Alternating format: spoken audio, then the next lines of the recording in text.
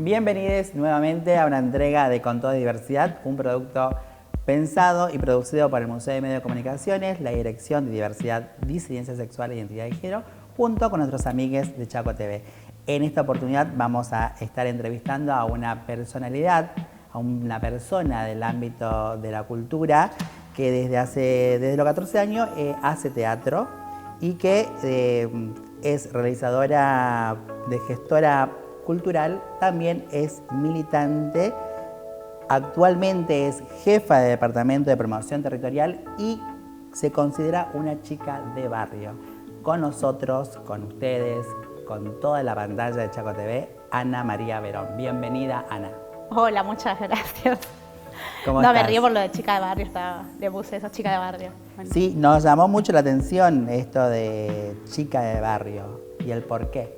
¿Y el por qué? Porque siempre tuve presente en mi barrio. En mi barrio yo comencé a hacer teatro, yo jugaba a las novelas cuando era chica. Desde los 4 o 5 años siempre pensé que solo iba a ser actriz en mi vida. Y todos nuestros juegos tenían que ver con las telenovelas mexicanas y todo lo que nos llegaba por la televisión. Entonces siempre actuábamos, obviamente que yo dirigía, siempre a mis amiguitas. Eso traía peleas, todo, ¿no? Bueno, el pute del barrio.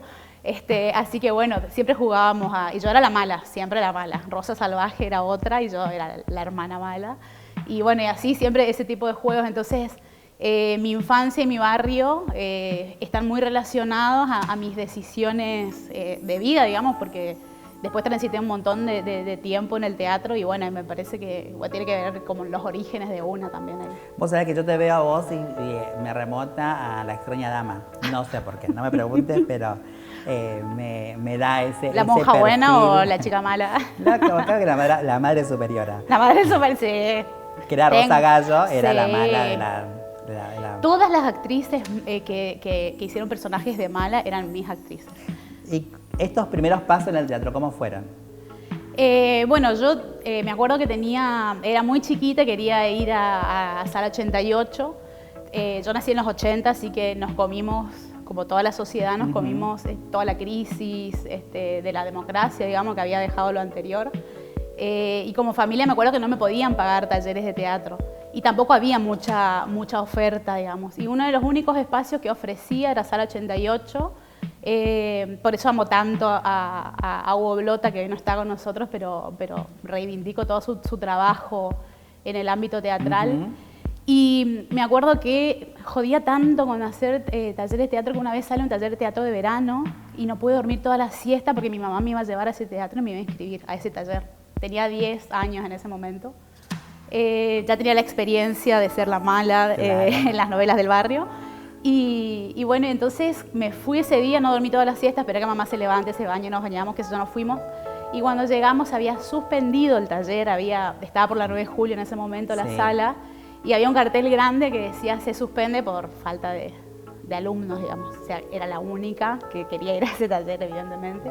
Así que no pude hacer ahí, y recién a los 14 años...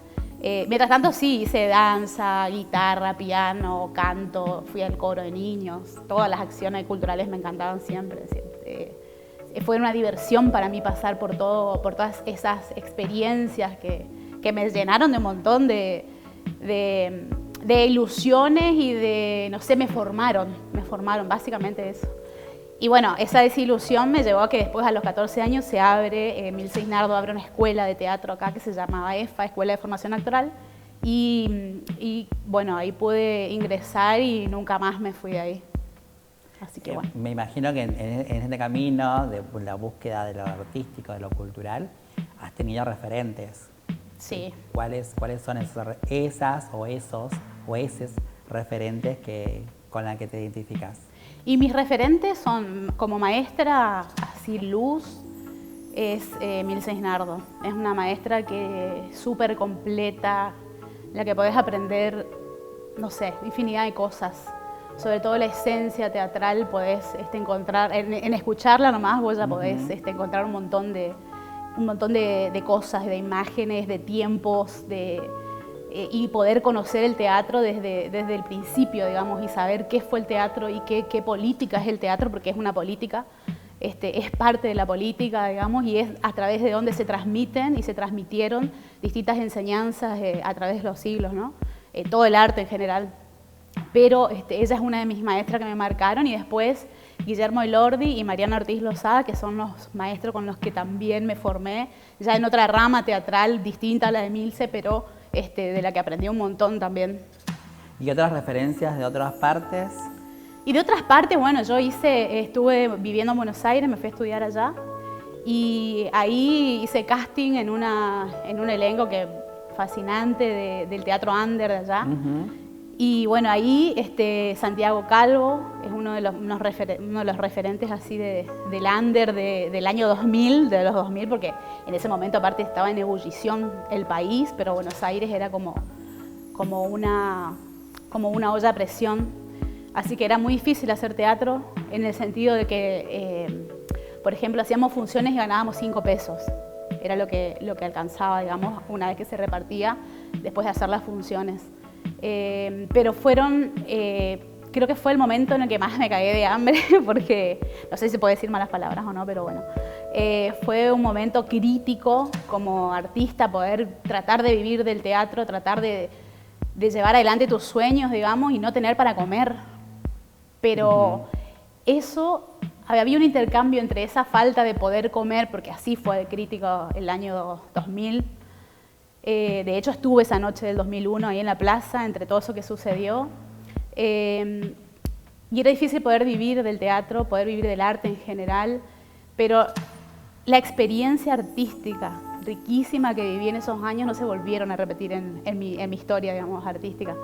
Entonces, guardo eso, digamos, guardo un recuerdo impresionante, porque he trabajado con pibes que hacían teatro under y que tampoco ganaban un mango, pero eran semejantes artistas, y bueno, me parece que me quedo más con la experiencia esa que con la ebullición con la que vivíamos.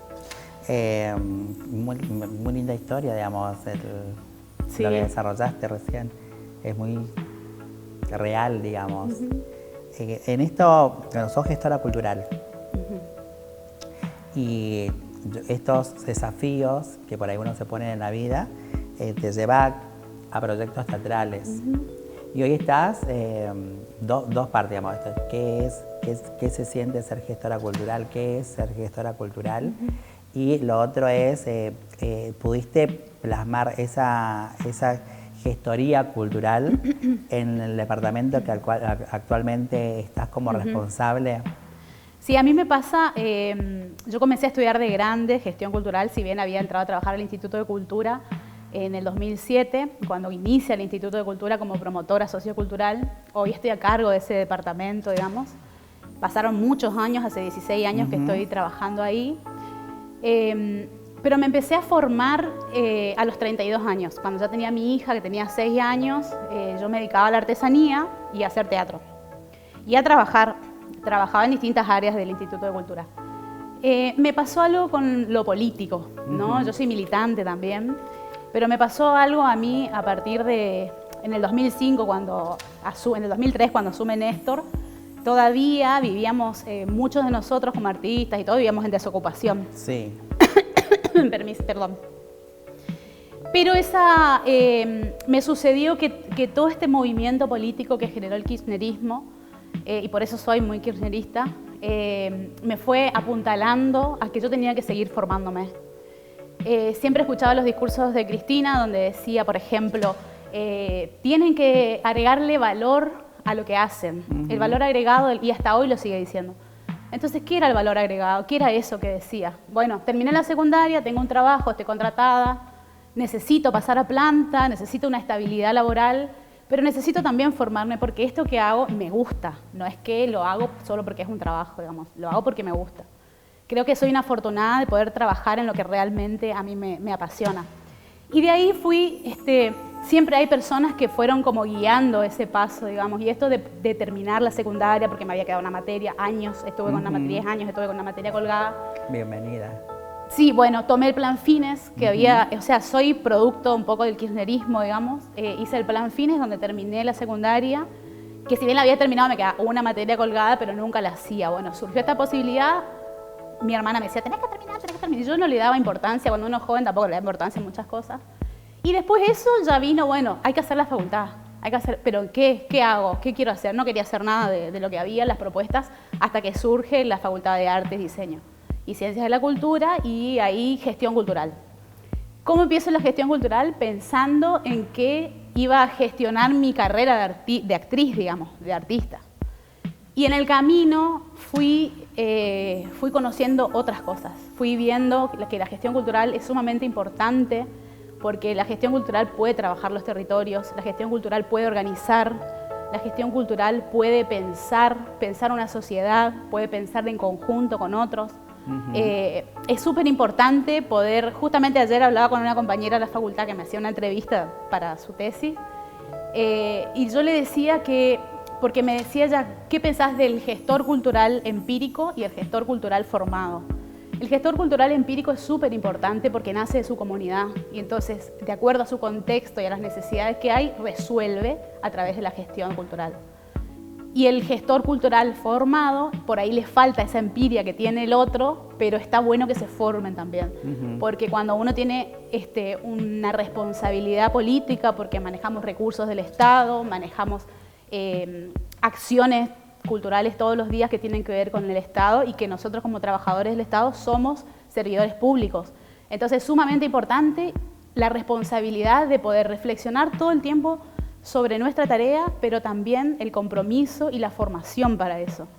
Y hoy en el Departamento de Promoción Territorial se dedica a trabajar con las organizaciones culturales comunitarias, es básicamente el 80% de nuestra tarea, no tanto con el artista en sí o con las acciones artísticas, sino más bien con las acciones culturales que se están generando todos los días, porque en los territorios sigue moviéndose la cultura y sigue creando cosas, y eso creo que en la pandemia es algo que quedó plasmado, quedó al descubierto, que no solamente el sector cultural es vulnerable, sino también que hay un montón de acciones que se vienen llevando adelante y que las mismas personas de los barrios, los mismos pueblos se fueron organizando para dar respuesta a su comunidad. Y en estas acciones de trabajo cultural surgió un mapeo. Sí, surge a partir de que nos llegaban demandas de las organizaciones o de gente que son hacedores culturales, sí, y que, como pasó en muchas ciudades, me parece, en Resistencia, si bien estaba cerrado el centro, ¿se acuerdan que fue como The Walking Dead? No sé, una cosa así, que nos pasó a todos, que quedarnos encerrados de golpe en los barrios. Los barrios siguieron moviéndose, uno se iba al kiosco, seguía haciendo su vida. Creo que los que estaban en el centro son los que más sufrieron el encierro. Yo vivo cerca del aeropuerto, así que para mí nosotros podíamos salir a caminar, ese tipo de cosas, en un espacio abierto. Así que todo eso que surge en pandemia, que para mí tenemos un antes y un después como sociedad, porque si bien fue tremendo, aprendimos un montón de cosas. Los trabajadores del Estado aprendimos un montón de cosas, los gestores aprendimos un montón de cosas, las organizaciones aprendieron, la gente en los barrios, como te decía, que se siguió moviendo, pensó y planificó en merenderos que hacían falta. Entonces surgieron un montón de merenderos. De esos merenderos que surgen, también surgen las ganas de tener algún taller, de hacer algo con los chicos para que se diviertan, para que se entretengan. Y al surgir eso, empiezan a venir demandas de, bueno, necesitamos hacer un taller, necesitamos hacer esto, lo otro. Bueno, entonces empezamos ahí como a asesorar, a acompañar en ese armado. Luego los proyectos, las convocatorias.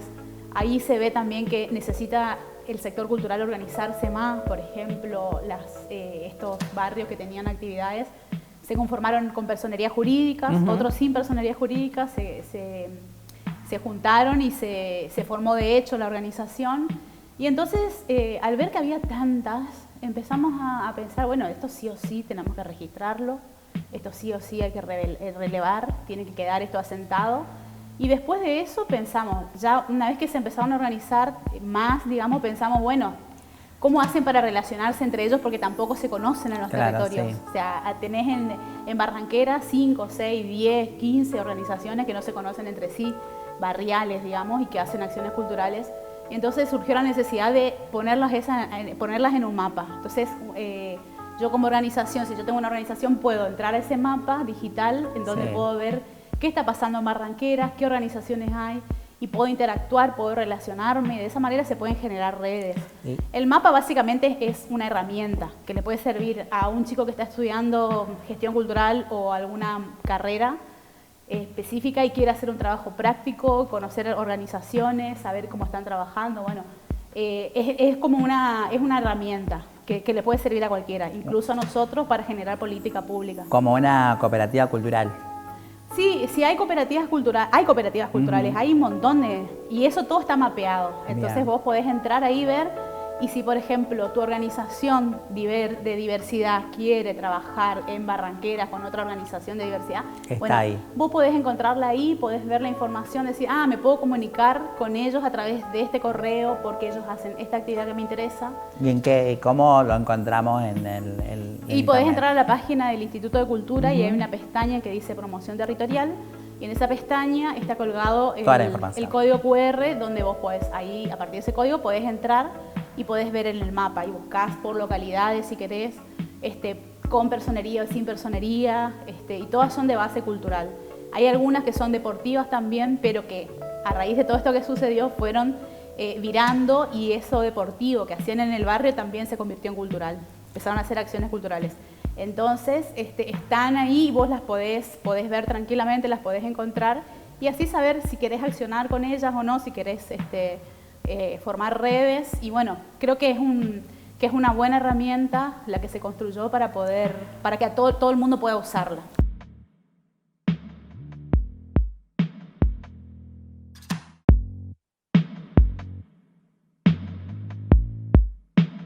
Bueno, dejemos un poco de hablar de trabajo y sí. lo que vos conocés muy bien, que es el teatro y la cuestión cultural. Hablemos de Ana mujer, Ana mamá, que nombraste por ahí, que sos mamá. ¿Cómo permitiste descubrir, digamos, la maternidad combinado con el trabajo? La pequeña es, ya que no es más pequeña, ¿Ya es más pequeña? Anaí. Anaí. Sí, bueno, combinar todas esas cosas es re difícil, digamos. Combinar eso de ser madre soltera aparte. De ser madre. Sí, madre soltera es muy de... Bueno, compréndanme que soy una generación que se está adaptando a otras formas y que se está desconstruyendo también. Así que bueno, esto significaba salir a las 7 de la mañana de la casa y volver a las 11 de la noche. Significó siempre, digamos, con la hija a cuestas, colgada de todos lados, para ir a trabajar a la mañana temprano, de ahí salir, ir a la facultad, de ahí buscarla a la escuela, llevarla a la casa de su abuela o de su papá o de mi mamá, a alguien que me la cuide. Después volver a buscarla, ir a la facultad, volver a buscarla, y bueno, y así todas las rutinas combinadas, digamos, pero a la vez también es como un impulso, ¿no? El tener una compañerita como ella es un impulso a la hora de seguir creciendo, realizando.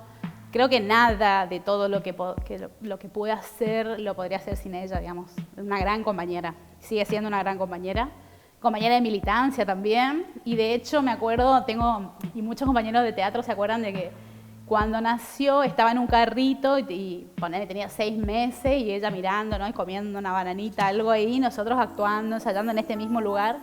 Ensayamos un montón de veces y ella siempre en su carrito. Así que bueno, es una compañera de vida. ¿Y qué le dirías? Eso para mí, la maternidad con ella es un compañerismo de vida. Me parece que aprendí un montón, o sea que ni siquiera me siento en el lugar de que le enseño, sino que aprendo un montón de ella, y me parece que eso es de la maternidad, me parece que es lo mejor, digamos, poder intentar entender, porque es adolescente, hay cosas que tengo que ponerme en el cuero de ella y decir, pero si yo ya pasé esto, ¿por qué? ¿Por qué pienso que ella no lo va a poder hacer, no lo va a poder resolver si yo ya lo pasé?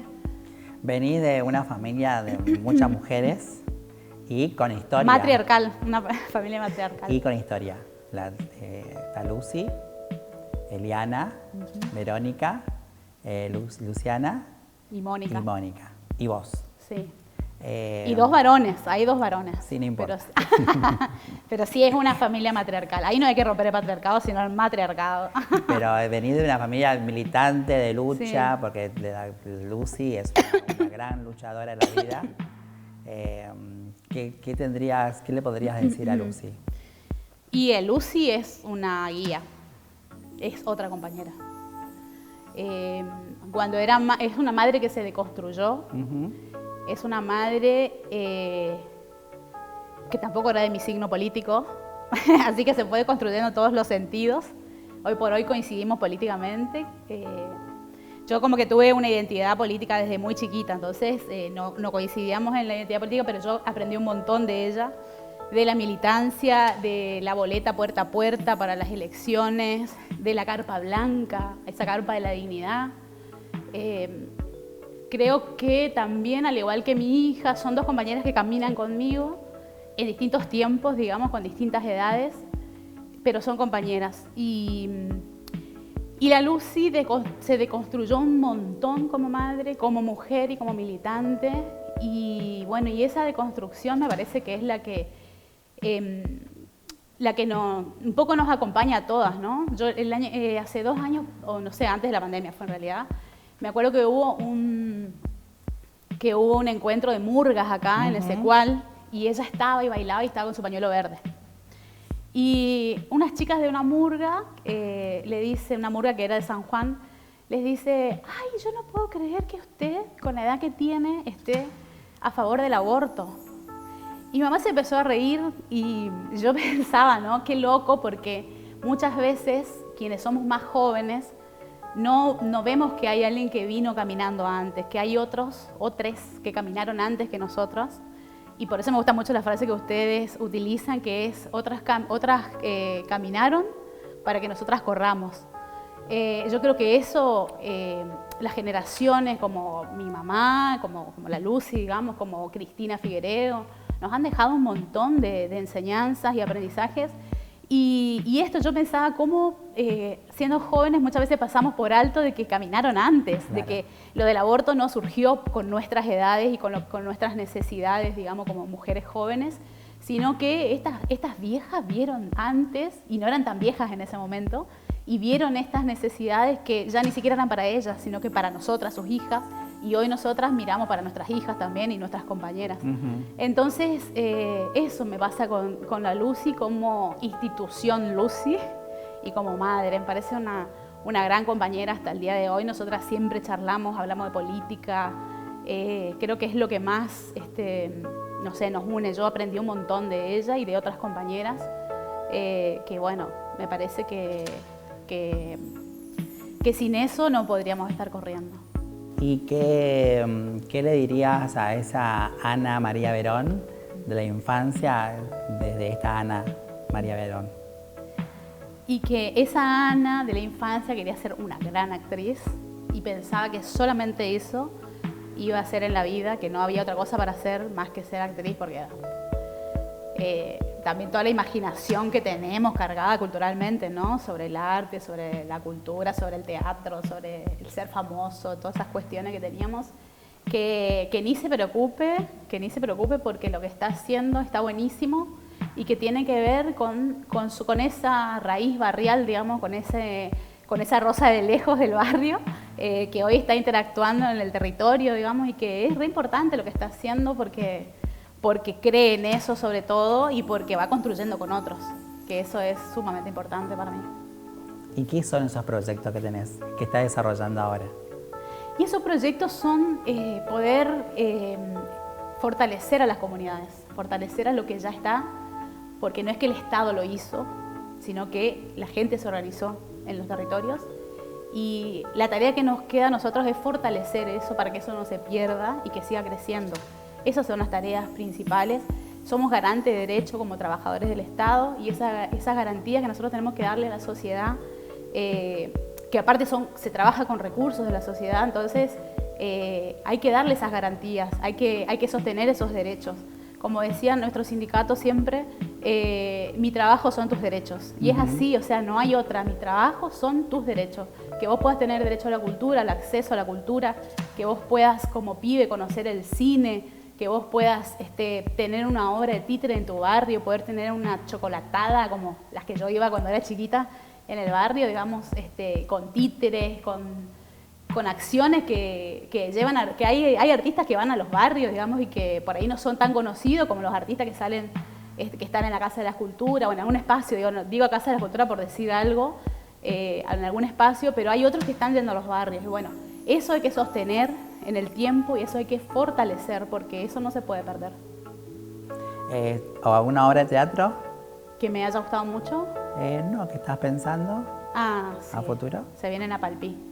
Sí. Ay, que no sé si puedo. Porque todavía no está todo cerrado ahí entre nosotros. Pero está ahí, gestándose. Gestándose. Bueno, Ana María Verón, muchísimas gracias por brindarnos el tiempo, por escuchar todo este trayecto de corta vida y por dejar plasmado en esta micro entrevista con toda diversidad. Así que muy agradecida de que la gente también pueda conocer otras cuestiones y conocer personalidades destacadas o no de la cultura chaqueña. ¿Qué hacen? Sí, así que gracias. Bueno, gracias a ustedes por el espacio, la verdad que es súper valioso que brinden este espacio, que puedan seguir creciendo, eso me parece. Así que a suscribirse al canal. Hay otras más de varias. A todos diversidad. A todos diversidad. Así que bueno, gracias. Bueno, muchas gracias. Y así pasó una vez más otra persona con toda diversidad para conocer en este ámbito de la cultura y esta compañera, esta chica de barrio, como eso se identifica, pasó también por este pequeño living de Con Toda Diversidad. Nos estamos encontrando en la próxima entrega cuando se enciende esa cámara y yo esté de este lado y diga, aquí estamos con toda diversidad.